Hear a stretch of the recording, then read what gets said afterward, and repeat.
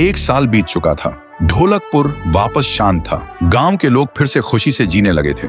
हर पूर्णिमा को लोग एक दिया जलाकर ठुन ठुन ठुन साहुर को याद करते थे। पर एक रात कुछ ऐसा हुआ जो फिर से सब कुछ बदल के रख दिया। लाशें फिर से मिलने लगी। हर 2 दिन बाद किसी न किसी के घर के सामने एक कटी हुई लाश पड़ी होती। गांव फिर से कांप उठा। एक दिन सब लोग महाराज के पास पहुंचते हैं और रो रो कर गांव की घटनाओं के बारे में बताते हैं। रात को महाराज 2 सेनापतियों से कहते हैं, जाओ और खोजो इस कांड के पीछे कौन है। लेकिन सुबह सिर्फ उनकी लाशें लौट कर आईं। एक का सिर था ही नहीं, दूसरे के पैर कट चुके थे।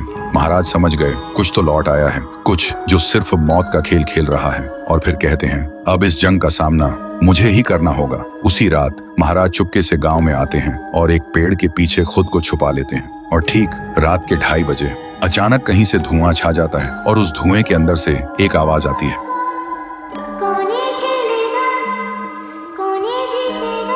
और फिर धुएं के बीच से निकलती है एक गुड़िया, गोल आंखें, एक बेजान सी मुस्कान, लेकिन चेहरा मौत का पैगाम।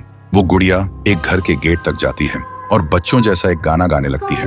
उसके गाने की आवाज सुनकर एक आदमी बाहर आता है और अगले ही पल वो गुड़िया उसका सिर चबा जाती है। वो आदमी तड़प तड़प के वहीं जमीन पर गिर जाता है। महाराज सब कुछ देखते हैं। उनकी आंखें भर जाती हैं। उन्हें समझ आ जाता है इसके सामने जाना मतलब खुद का अंत लिखना है। अगली सुबह गांव के लोग इकट्ठा होते हैं। महाराज कहते हैं, ये पिछले भूत से भी ज्यादा डरावनी है।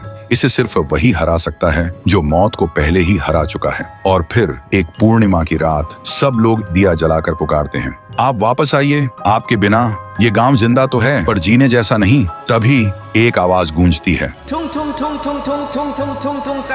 और उसी देह की आग से एक जलता हुआ पेड़ बनने लगता है और उसी पेड़ में से ठुन ठुन ठुन साहुर निकलता है। तभी फिर से वही धुआं छा जाता है और उसके साथ ही एक आवाज।